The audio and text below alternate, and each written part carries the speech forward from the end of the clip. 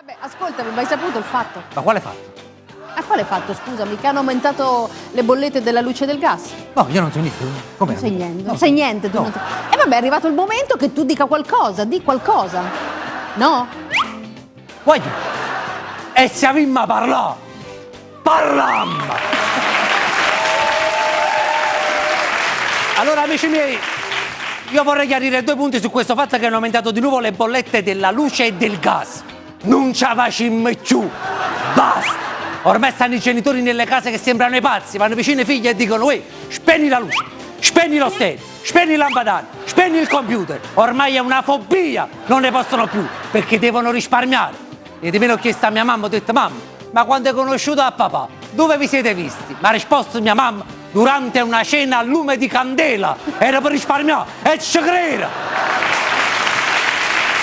Allora, con questo aumento delle bollette finalmente ho capito perché in Italia non si fanno più bambini. I genitori hanno paura di metterli alla luce, che poi arriva la bolletta. Signori, in questi giorni hanno cambiato anche la poesia del grande Giuseppe Ungaretti. Vi ricordate la poesia Mi illumino d'immenso? Ora è stato aggiunto pure, sì, ma solo la mattina, perché la sera costa troppo. E allora sono tutti a dire che bisogna quantificare l'aumento prima di parlare. Beh, l'aumento delle bollette è stato finalmente quantificato. Più o meno è così.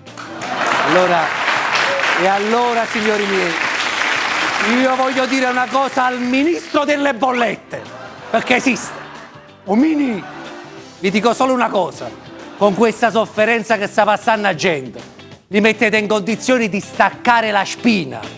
E vi ricordo una cosa: quando staccheremo la spina tutti quanti noi, poi le bollette, chi ve le paga? E stiamo a parlare, stiamo a parlare. Grazie. Ha chiamato, scusa, il Mini? Era Draghi. Era Draghi, che Mi ti ha ha telefonato detto? Draghi. E che ti ha detto? Non ci capito. È stato io. Non ci ho capito niente. Non ci ho capito Non ci ho niente. capito. E chi? Oh, no, mi piace. Il Mini! Un mini. Un Mini! Un Mini!